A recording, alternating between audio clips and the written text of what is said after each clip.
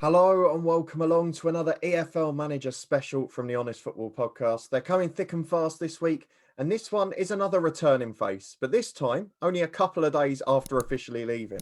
So we're talking, of course, about Gary Bowyer and Salford City, a club that had three managers in the last season. Gary Bowyer was the last of them, and he is back on a 2-year contract from the start of the 2021-22 season. So, Charlie, we will talk about all of the things that have gone on at Salford this year. We'll talk about Gary Bowyer and what we think for the future. But firstly, your immediate reaction to the fact that he returned just days after going to the under-23s at Derby, back to where he was before. I think it makes sense. I mean, he was in charge for 11 games. He's won, just over half, six, obviously. So in terms of percentage, 54%. The thing is, I think he's done a very good job there in a short space of time. He's particularly only lost one in the last five. It makes sense, to me.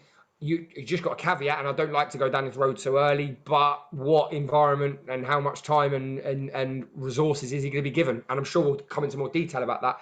For me, that would be the only negative to possibly for his personal career. From the club's perspective, it's a bit of a no-brainer, really. It's just I would be worried from Gary Bowyer's perspective what impact this might have on his future job prospects. But on paper, a fantastic appointment. Yeah, I guess we'll get to the situation that might lead you to think that in a moment. But I think the other thing we have to bear in mind with Gary Bowyer, we mentioned that he was due to resume his duties, go back to the job that he was at, which was the Derby under-23s. And I did point out something yesterday evening, and the correlation shouldn't be that great given the fact he wasn't involved with the first team too much. But Derby's dip in form, despite him working in the under-23s, almost perfectly coincides with when he joined Salford to start with. So could you be fair to say that whether it's developing youth, whether it's first team, which we may be over-exaggerating slightly, that he is going to be a miss to Derby because he's a very experienced coach and well-renowned for what he does? Oh, huge. And you're talking about a man who's also managed, Blackburn. He's been at the very top of a football club, and to then have that person working underneath you and part of the structure, it can only be good. We spoke to, for example, we spoke to the scout, at Leighton Orient and stuff like that. And under 23 football's great, but it's not the same as first team football. But what I'm getting at is if you've got someone who's been a first team manager, you'd like to think they carry a bit more of that intensity and a bit more of that, how you would approach a first team game can be replicated. That's what I'm looking for in that environment. So on the flip side of that, from his perspective, and I'm not going into sort of talk sporty sort of stuff, but what's going on at Derby at the minute, maybe this is a good opportunity for him to get out of there. And I shouldn't say that, but he's obviously a very good coach. He's very good at what he does. Derby are in all manner of disarray on and off the pitch, if I'm being brutally honest. So this was probably an excellent opportunity for him as well. And I think he'll be a big loss to the club. You've talked about Salford potentially being an unstable club. But as you mentioned, Derby was no means stable, particularly with what's going on off the pitch there.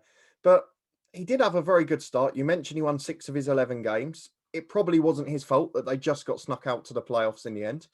And based on the fact that they were up there for the most part this season and based on his early record, you have to think with him in charge next season, the backing that's obviously there at Salford and the squad they've already got, that he can potentially make them top 7 or if not top 3 contenders. Oh, absolutely. I think that the biggest area they need to address is up front. And I think if he's backed properly and if he's given time to do that, especially given his experience of working in under 23s at Derby, obviously not just the players he's got at Derby, you must come across other players, when you're playing fixtures across the season of the under 23s, maybe a bit of youthfulness up front. Ian Henderson's been fantastic, 17 goals in 44 games. But outside of him, there has not been a clear goal scorer after that. And, if you nullify Ian Henderson, have you sort of stopped Salford, really? Salford are one of the lowest goal scorers in the top half of that league. You've got Exeter, who are 2 places below them, who've scored 71.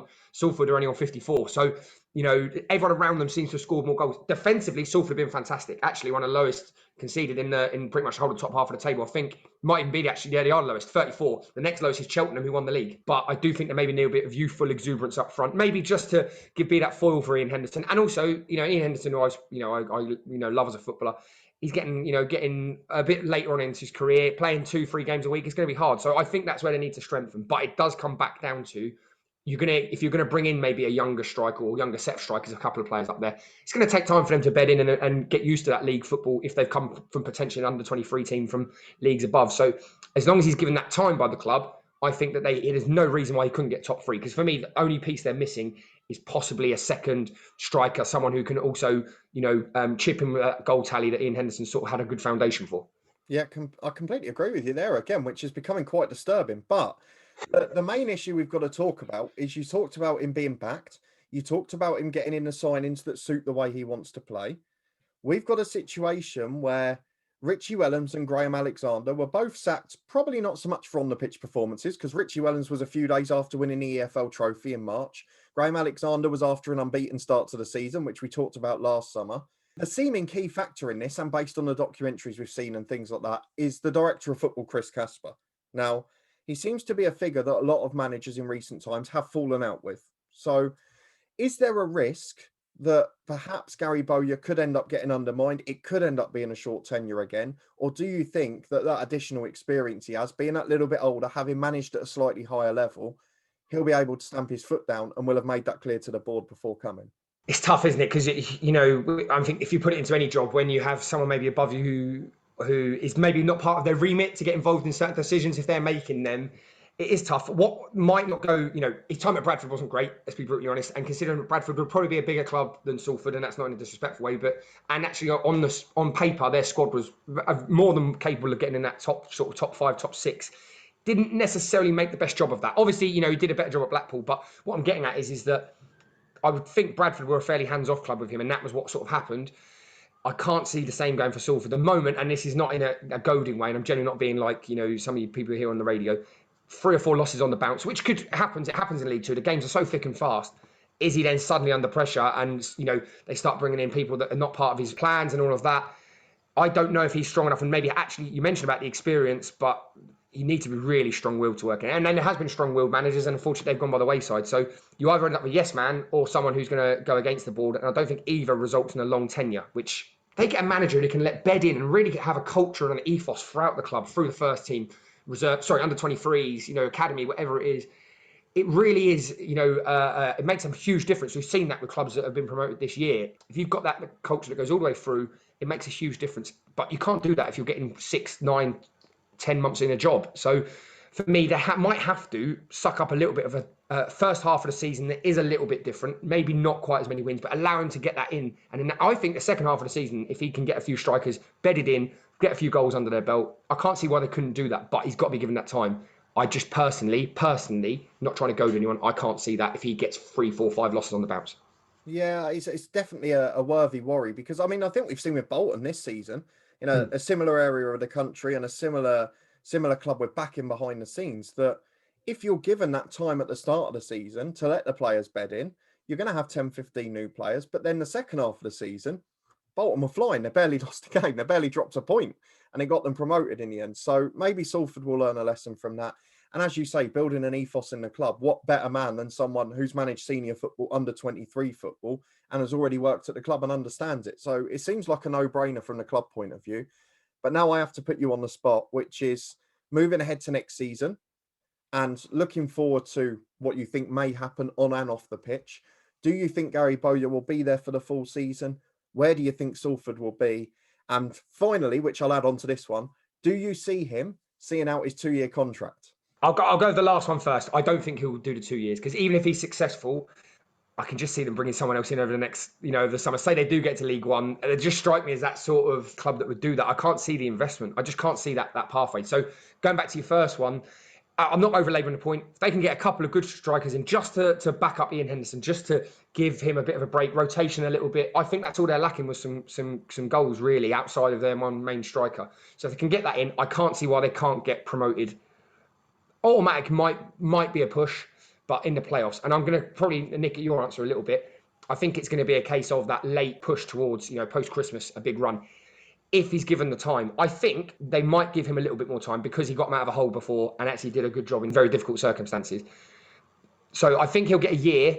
I can't see him being there the second year. So promotion via the playoffs, but they'll get someone else new over the summer.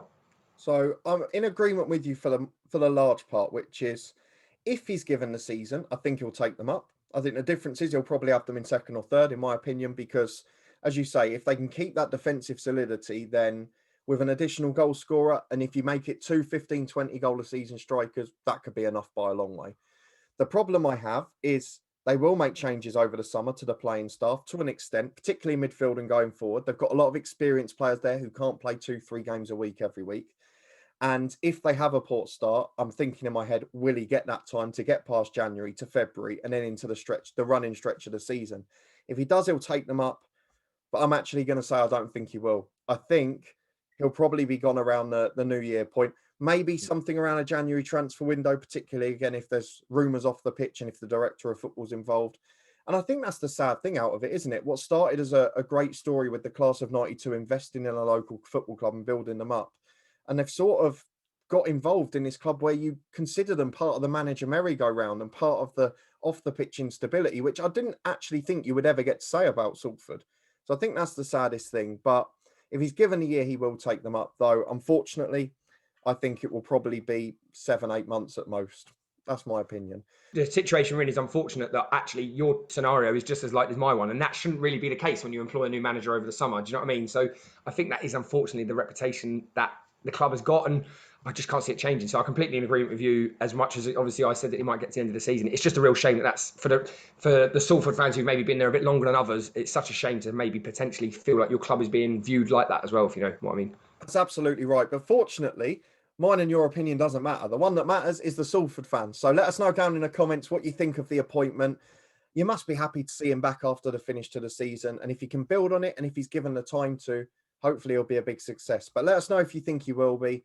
If you like what you see, please do chuck a thumbs up on the video. Subscribe down below for regular content from the Honest Football Podcast. There's been loads of manager specials already this week. You can catch up with those in the eye above. Thank you to Charlie for joining me as always. You can follow us on Twitter at HonestFootball3. And hopefully we'll see you next time.